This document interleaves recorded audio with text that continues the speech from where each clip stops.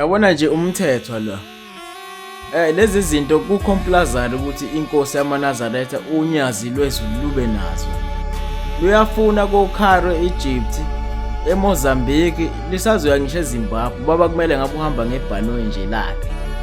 Lezi zinto isifiso sikamthetho ukuthi ubaba engathi angaba nazo. Yabo nje lezi imoto zesimanje ziyamsiza ekutheni-ke umsebenzi wakhe uye phambili.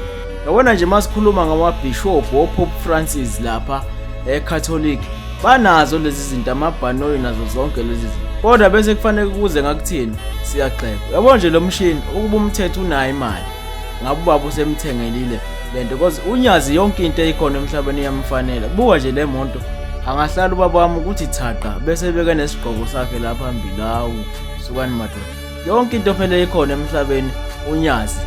Le moto niyayibona ukuthi uyena nje ubaba ngqo. Hayi.